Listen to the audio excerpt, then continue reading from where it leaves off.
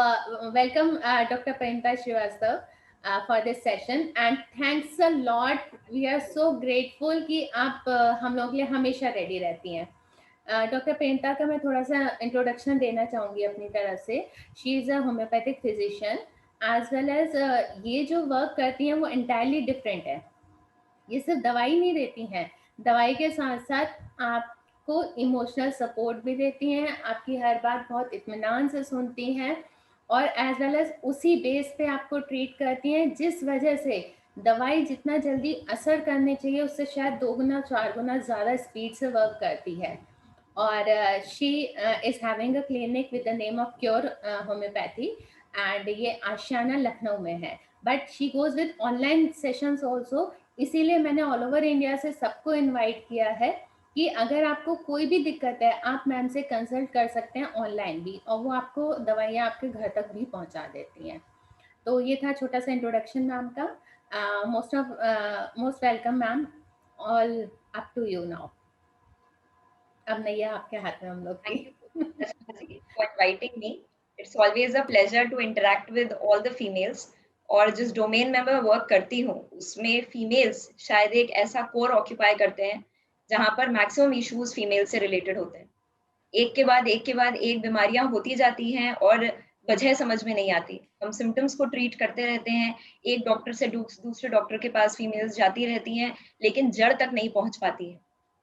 मैं अपने माध्यम से, अपनी पैथी होम्योपैथी के माध्यम से चाहती हूँ कि मैं फीमेल्स को जितना अवेयर कर सकूं कि कैसे वो बीमारियों से बच सकती हैं एट फर्स्ट प्लेस, ताकि वो बीमारी हो ही ना, उतना उन्हें सफर ना करना पड़े.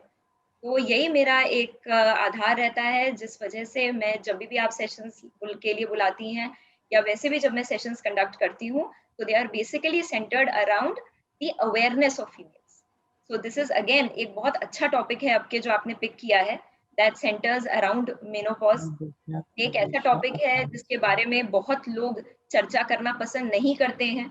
हमारी सोसाइटी ऐसी है कि कहीं ना कहीं इस टॉपिक को एक टाबू की तरह समझा जाता है, एक ऐसी चीज की तरह समझा जाता है जिसके लिए लोग ढक ढक के छुप छुप के बात करना ज्यादा प्रेफर करते हैं.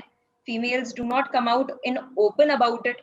सो आई वांट कि कहीं ना कहीं सेशन के माध्यम से अगर हम फीमेल्स में एक अवेयरनेस जनरेट कर सकें कि वो अपनी समस्याओं को अवॉइड ना करें, अपनी समस्याओं को दरकिनार ना करें और उनको एड्रेस करें इन अ बेटर वे, एक ऐसे तरीके से जिससे वो खुद की भी मदद करें, तो वो बेहतर रहेगा.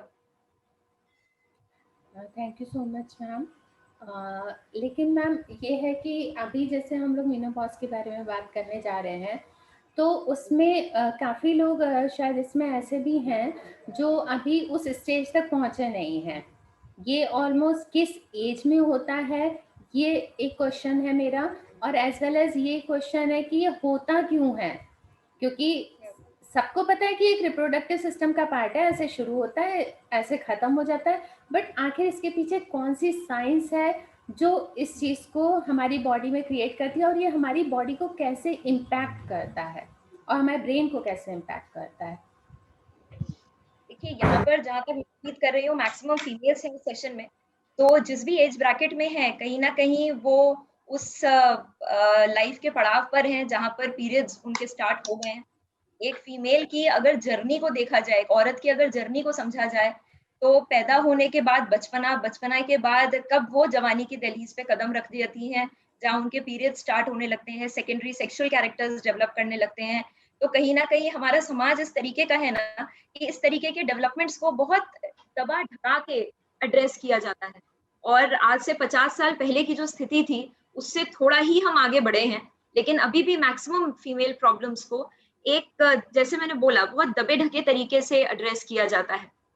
पीरियड्स आते हैं, उससे रिलेटेड समस्याएं होती हैं, फिर लेडीज की इवेंचुअली फैमिलीज होती हैं, दे गेट प्रेग्नेंट, प्रेगनेंसी से रिलेटेड इश्यूज होते हैं, उसमें भी कई हार्मोन्स के उतार चढ़ाव होते हैं. इसी तरीके से एजेस आगे बढ़ती रहती हैं, कई बार फीमेल्स उससे रिकवर कर जाती हैं या कई बार धीमे धीमे तरीके से सफर करती ही रहती हैं. और फिर पड़ाव आ जाता है ऐसा जब उनमें कुछ ऐसे चेंजेस आने लगते हैं जैसे जैसे उम्र बढ़ती है कि उनको खुद भी नहीं समझ में आता है. मूड स्विंग्स होने लगते हैं, चिड़चिड़ापन होने लगता है, और कहीं ना कहीं यहीं से उस फेज की शुरुआत होने लगती है जिसमें हम मेनोपॉज की तरफ बढ़ने लगते हैं.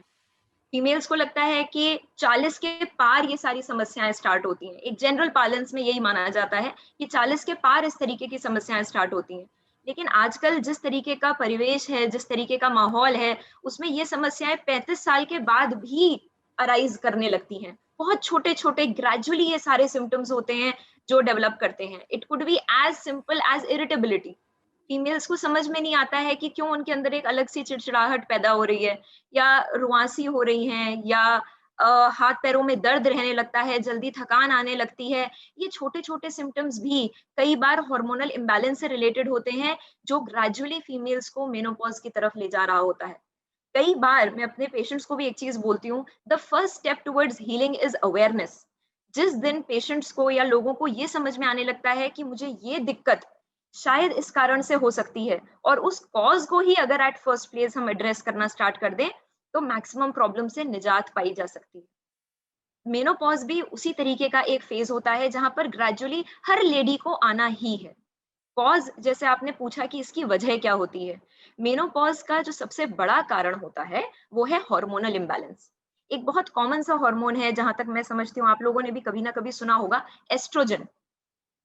एस्ट्रोजन की कमी की वजह से या रिड्यूस्ड प्रोडक्शन की वजह से प्राइमरीली मेनोपॉज से रिलेटेड सिम्टम्स आना स्टार्ट होते हैं। और ये एस्ट्रोजन कम क्यों होने लगता है? क्योंकि एज के साथ जो हमारी ओवरीज होती हैं, ओवरीज जहां पर अंडे बनते हैं, वो ओवरीज श्रिंक करने लगती हैं। तो एक आम भाषा में इतना ही मुझे लगता है जानना काफी है कि एज के साथ जैसे जैसे ओवरीज श्रिंक करने लगती है, एस्ट्रोजन एक ऐसा हार्मोन जो फीमेल के काफी सारे नॉर्मल फंक्शनिंग के लिए रिक्वायर्ड है, ये हार्मोन का प्रोडक्शन रिड्यूस होने लगता है। और जैसे जैसे ये प्रोडक्शन रिड्यूस होने लगता है, वैसे वैसे मेनोपॉज से रिलेटेड सिम्टम्स डेवलप करने लगते हैं। And it is a very gradual process, बहुत ग्रेजुअली ये सारी चीजें डेवलप करती हैं। एक स्लाइड अभी आपने दिखाई है जिसमें स्टेजेस ऑफ मेनोपॉज मेंशन्ड है। मेनोपॉज एक फेज है जब एब्सोल्यूट 12 महीने तक कोई भी पीरियड अगर लेडी को नहीं आता है, तो ये कहा जाता है कि अब लेडी मेनोपॉज में है। लेकिन मेनोपॉज से पहले भी कुछ सिम्टम्स होते हैं जो मेनोपॉज की तरफ लेकर जाते हैं। ये सिम्टम्स को पेरीमेनोपॉज की श्रेणी में गिना जाता है। पेरीमेनोपॉज का मतलब ये होता है कि ग्रेजुअल थोड़े थोड़े सिम्टम्स, जैसे बहुत सिंपल आप लोगों ने सुने भी होंगे, एकदम से गर्मी लगना, हॉट फ्लैशेस जिसे कहते हैं, एकदम से रात में पसीना छूट जाना, या एकदम से बहुत गर्मी लगने लगना, या एकदम से बहुत ठंडक लगने देना। पीरियड्स की अनियमितता, कई महीने तक पीरियड रेगुलर आएगा, फिर स्किप होने लगेगा, या फिर कहो 15 दिन में आ जाए, या 10 दिन में आ जाए, या 45 दिन में आ जाए, या 2 महीने बाद आए, 3 महीने बाद आए। इस तरीके की अगर इरेगुलरिटी होती है, तो ये भी मेनोपॉज की तरफ जाते हुए के लक्षण हैं, जिनको पेरीमेनोपॉज की श्रेणी में रखा जाता है। इसी में कई लेडीज को अंदरूनी जनांग में सूखेपन की भी शिकायत होती है, जिसे वजाइनल ड्राइनेस कहा जाता है। ये भी एक पेरीमेनोपॉज का या मेनोपॉज की तरफ बढ़ता हुआ एक सिम्टम है। मूड स्विंग्स, जिसके बारे में मैंने अभी आपसे बात की है, कई लेडीज कंप्लेन करती हैं कि इनके ब्रेस्ट में पेन या भारीपन आने लगता है। ये भी मेनोपॉज से रिलेटेड एक सिम्टम है। सर दर्द, जॉइंट्स में पेन, इसके बारे में मैं आगे भी चर्चा करूंगी कि ऐसा क्यों होता है कि एक पर्टिकुलर एज के बाद, और आजकल तो 35-36 साल के बाद ही कई लेडीज हाथ पैरों में दर्द की शिकायत करने लगती हैं। इसका भी मेनोपॉज से एक बहुत गहरा ताल्लुक है, जिसके बारे में मैं थोड़ी देर में आपको बताऊंगी। डाइजेस्टिव इश्यूज, मसूड़े में दिक्कत या दांत से रिलेटेड समस्याओं में भी कहीं ना कहीं पेरीमेनोपॉज जो मैंने बताया उससे रिलेटेड ये भी एक बहुत मेजर सिम्टम होता है। कई लेडीज की स्किन बहुत ड्राई होने लगती है, खुश्की आने लगती है, हेयर फॉल होने लगता है, नींद से रिलेटेड समस्याएं आने लगती हैं, वेट पुट ऑन करने लगती हैं लेडीज, ब्लोटिंग, पेट बहुत ज्यादा तना हुआ होने लगने लगता है, शारीरिक गंध में डिफरेंसेस आने लगते हैं, घबराहट, डिप्रेशन, एलर्जीज, नेल्स अजीब सा फॉर्मेट लेने लगते हैं। ये सारे सिम्टम्स को लेके लेडीज को लगने लगता है कि ये क्या हो रहा है, ये क्या चीजें हो रही हैं। और कई बार जो उनके बॉडी में चेंजेस हो रहे होते हैं, इसके कारण भी उनमें एक तरीके की एंजाइटी, डिप्रेशन, इस तरीके के भी सिम्टम्स आने लगते हैं। ये सारे सिम्टम्स थोड़ा बहुत या काफी हद तक मेनोपॉज से रिलेटेड होते हैं। इसके लिए कई इन्वेस्टिगेशंस भी हैं, जो आपकी गायनेकोलॉजिस्ट या आप जिन भी डॉक्टर को कंसल्ट करते हैं उनसे आप बात करके अपनी वो मेजर इन्वेस्टिगेशंस भी करा सकते हैं, जिसमें कई हार्मोनल प्रोफाइल्स भी होती हैं जो आपको ये बताने में मददगार होती हैं कि क्या आप मेनोपॉज की तरफ आगे बढ़ रहे हैं। बीच में ही मैंने एक बहुत स्पेशल सिम्टम मेंशन किया था जो मैक्सिमम फीमेल्स आजकल सफर करते हैं, जिससे वो है हाथ पैरों में दर्द या जॉइंट पेन्स। जॉइंट पेन्स का भी मेनोपॉज से एक बहुत गहरा संबंध है। जस्ट थोड़ी देर पहले मैंने आपको एस्ट्रोजन हार्मोन के बारे में बताया था, जिस हार्मोन की वजह से जो कम अगर हो जाता है तो पीरियड्स में इरेगुलरिटी और मेनोपॉज से रिलेटेड सिम्टम्स आते हैं। ये एस्ट्रोजन हार्मोन का हमारी बोन हेल्थ से डायरेक्ट संबंध होता है। जैसे जैसे एस्ट्रोजन हमारे ब्लड में कम होने लगता है, हमारी बोन्स वीक होने लगती हैं। बोन्स के वीक होने की वजह से ऑस्टियोपोरोसिस या बोन्स का गलने लगना या सॉफ्ट हो जाना एक मुख्य कारण होता है। जिन लेडीज में बहुत जल्दी फ्रैक्चर हो जाते हैं, एक एज के बाद बहुत कॉमन होता है। इवन आर्थराइटिस से रिलेटेड सिम्टम्स भी मेनोपॉज की ही देन होते हैं। क्यों? क्योंकि हॉर्मोन्स रिड्यूस्ड होने लगते हैं। एस्ट्रोजन एक बहुत हेल्दी हार्मोन होता है हम फीमेल्स के लिए। ये हमारी ओवरऑल काफी चीजों को मैनेज करता है, जिसमें हमारा हार्ट भी शामिल है। तो मैक्सिमम फीमेल्स में 40-45 साल के बाद जो हार्ट एलिमेंट्स आने लगते हैं या जो हार्ट से related issues including heart attack आ सकता है, उसका भी एक बहुत मेजर कारण एस्ट्रोजन का कम होना है। तो बेसिक कॉज ये सारे सिम्टम्स का हार्मोनल इम्बैलेंस होता है, जिसमें जो एक मेजर हार्मोन इन्वॉल्व होता है that is known as oestrogen. Ma'am आप म्यूट हैं। कोई ऐसा तरीका है जिससे हम एस्ट्रोजन लेवल को मेंटेन रख सकें, खाने पीने से या अपने लाइफस्टाइल से, या कोई और तरीका हो? Yes, now this is again a very very important thing, और एक तरीके से समझ लीजिए ब्लेसिंग। हम जिस तरीके के परिवेश में रहते हैं, जिस तरीके के हमारे खान पान हैं, उनमें इतना न्यूट्रिटिव प्रॉपर्टीज हैं कि अगर हम अपने डाइट का और मेजर लाइफस्टाइल का ध्यान रखते हैं तो हम काफी हद तक जो मेनोपॉज से रिलेटेड सिम्टम्स हैं उनको मैनेज कर सकते हैं, उन्हें रेगुलेट कर सकते हैं, कंट्रोल कर सकते हैं, इरेडिकेट कर सकते हैं, और शायद कुछ हद तक मेनोपॉज के सिम्टम्स को दूरी में भी ला सकते हैं। उसमें सबसे पहला योगदान है एक्सरसाइज का। फीमेल्स जो रेगुलर बेस पे एक्सरसाइज करती हैं, और एक्सरसाइज का मतलब है फिजिकल एक्टिविटी जिसमें aerobics, proper exercises, walking for at least 30 minutes every day, and simple breathing exercises. ये सारी एक्सरसाइजेस अगर हम करते हैं तो हम नेचुरली अपने बॉडी में एस्ट्रोजन प्रोडक्शन को बेटर कर सकते हैं। क्यों? क्योंकि जब हम एक्सरसाइज करते हैं तो हमारे स्ट्रेस लेवल्स डाउन जाते हैं, और जब हमारे स्ट्रेस लेवल्स डाउन जाते हैं तो वो भी एस्ट्रोजन प्रोडक्शन को हेल्प करता है।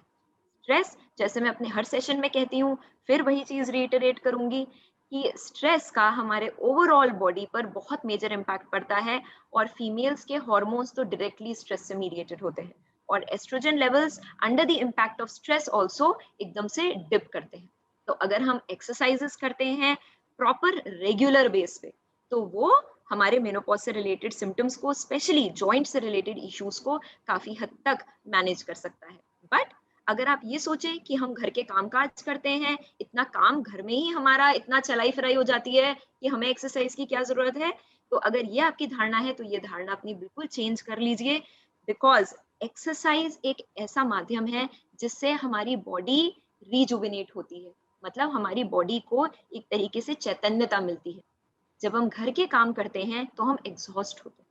तो ये एक डिफरेंस है। जो चीज आपके बॉडी में एक तरोताजगी लेकर आए, जिसमें एक्सरसाइज, योगा, मेडिटेशन शामिल है, तो ये हमारे बॉडी में स्ट्रेस बस्टर्स का काम करते हैं, मतलब स्ट्रेस रिड्यूस करने का काम करते हैं। तो अगर स्ट्रेस रिड्यूस होगा, ऑब्वियसली एस्ट्रोजन प्रोडक्शन बूस्ट होगा, जिसकी वजह से हमारे जो ये सिम्टम्स हैं ये काफी हद तक रिड्यूस हो सकते हैं। एक्सरसाइज के बाद जो दूसरी सबसे इंपॉर्टेंट चीज है that is diet. Regular seasonal fruits, जैसे इस मौसम में आपके क्षेत्र में जिस भी तरीके के फल आ रहे हैं उनका जरूर से सेवन करिए। दीज आर नेचुरल एंटीऑक्सीडेंट्स, और नेचुरल एंटीऑक्सीडेंट्स जो होते हैं वो डेफिनेटली हमारे बॉडी में एक, जैसे मैंने बताया, एस्ट्रोजन लेवल्स तो रिड्यूस करने का काम करते ही हैं, लेकिन साथ ही साथ हमारे बॉडी में एक मजबूती भी लाते हैं। एक अच्छी प्रोटीन डाइट के बहुत मायने हैं। बिकॉज प्रोटीन डाइट जैसे जैसे एज एडवांस करती है वैसे वैसे मसल लॉस होने लगता है, फीमेल्स में, इवन मेल्स में for that matter, but females में स्पेशली प्रोटीन डाइट, एक अच्छी प्रोटीन डाइट की बहुत इंपॉर्टेंस है।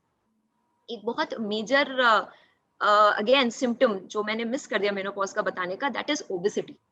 जैसे जैसे मेनोपॉज पास आने लगता है या पीरियड रिड्यूस होने लगता है या बंद होने लगता है, तो कुछ फीमेल्स ऐसी होती हैं जो एकदम से वेट पुट ऑन कर लेती हैं। अगर शुरुआत से ही, स्पेशली अभी, ऐसी फीमेल्स को एड्रेस करना ज्यादा जरूरी है जो उस दहलीज पर नहीं पहुंची है। उस दहलीज पर पहुंचकर अपने आप को सुधारने से बेटर है कि आप अभी से प्रिवेंटिव मोड में चलिए, अभी से अपने डाइट का, अपने लाइफस्टाइल का ध्यान रखिए। कोशिश करिए कि आप एक्सेस वेट ना पुट ऑन करें। बेसिक जो प्रोसेस्ड फूड्स होते हैं या बहुत ज्यादा कार्बोहाइड्रेट रिच डाइट जो होती है उसे अवॉइड करिए। मेक श्योर आपके डाइट में सफिशिएंट अमाउंट ऑफ प्रोटीन जो आपको दालों से मिल सकता है। अगर आप नॉन वेजिटेरियन हैं तो लीन मीट जैसे फिश हो गया और एग हो गया, उसका सेवन करिए। या अंकुरित चने हैं, अंकुरित मूंग हैं, राजमा है, चना है, इन्हें सुपर फूड्स कहा जाता है। ये ऐसे फूड्स होते हैं which are naturally very rich in protein. अगर आपके यूरिक एसिड लेवल्स नहीं बढ़े हुए हैं, आपकी किडनीज प्रॉपर फंक्शन कर रही हैं, देन मेक श्योर कि आपके डाइट में एक अच्छा प्रोटीन का अमाउंट जरूर हो। कुछ ऐसे फूड प्रोडक्ट्स भी हैं जिनको फाइटोएस्ट्रोजेंस कहा जाता है। मतलब ये खाद्य पदार्थ ऐसे होते हैं जो जिनका फंक्शन इस तरीके का होता है जैसा कि एस्ट्रोजन का होता है। मतलब ये आपके बॉडी में एस्ट्रोजन जैसा काम करते हैं। ये क्या क्या पदार्थ होते हैं? नंबर 1 इसमें आता है सोयाबीन। नंबर 2 आता है इसमें सीसमी सीड्स, जिन्हें हम तिल कहते हैं। अगर आप इन्हें अपने डाइट में शामिल करेंगे तो काफी हद तक जो पीरियड से रिलेटेड इश्यूज आते हैं, मेनोपॉज से रिलेटेड इश्यूज आते हैं, स्पेशली जॉइंट से रिलेटेड, उनमें आप अपने सिम्टम्स को एड्रेस कर सकते हैं, उनसे बेहतर तरीके से डील कर सकते हैं। तीसरी चीज आती है ग्रीन लीफी वेजिटेबल्स, जो मैं हमेशा कहती हूँ, हरी पत्तेदार सब्जियां, सीजनल फल, कैल्शियम रिच डाइट्स जब जब आप लेते हैं तब तब जो बोन रिलेटेड इश्यूज आते हैं, जो स्पेशली मेनोपॉज का एक बहुत बड़ा सिम्टम बन के आते हैं, उससे आप काफी हद तक निजात पा सकते हैं। लेकिन अगर शुरुआत से ही अपनी ये सारी चीजों को, ये सारे डाइट से रिलेटेड इश्यूज को अगर शुरुआत में ही आप एड्रेस कर लेंगे, तो वो नौबत ही नहीं आएगी कि आपको इस तरीके के पेन से सफर करना पड़े। लेटेस्ट रिसर्च ये कहती है कि 85% of our population is deficient in calcium and vitamin D. Calcium vitamin D की डेफिशिएंसी का एक मेजर कारण यही है, धूप में निकलना लोगों का कम होता है। धूप का एक्सपोजर, हम सभी जानते हैं कि विटामिन डी का एक बहुत अच्छा सोर्स होता है। सो मेक श्योर कि मॉर्निंग में, जैसे मैंने बताया, आप एक्सरसाइज जरूर करें। तो शुरुआत के स्पेशली सवेरे 6 से 9 बजे वाली जो धूप होती है, वो सबसे ज्यादा आपको विटामिन डी प्रोवाइड कर सकती है। तो मॉर्निंग वॉक, एक्सरसाइजेस अगर कर रहे हैं तो सूरज की रोशनी में करिए। वो किस तरीके से हेल्प करता है? विटामिन डी तो जनरेट करता ही है। At times vitamin D deficiency depression का भी एक बहुत बड़ा कारण बनती है। तो वो डिप्रेशन से रिलेटेड सिम्टम्स को भी मिटिगेट करने में हेल्प करता है। तो डाइट, मेक श्योर आपके वाटर इनटेक अच्छा हो। कई बार डिहाइड्रेशन की वजह से भी काफी सारे सिम्टम्स अराइज कर जाते हैं या बढ़ जाते हैं, जिसमें एक ड्राई स्किन भी एक बहुत बड़ा कारण बन जाता है। स्किन से रिलेटेड इश्यूज, हेयर फॉल, इन सब में भी एक डिहाइड्रेटेड स्किन एक बहुत मेजर कंट्रीब्यूशन होती है। सो मेक श्योर कि वाटर इनटेक आपका अच्छा रहे। प्रोसेस्ड फूड्स जैसे मैंने बताया कम लीजिए।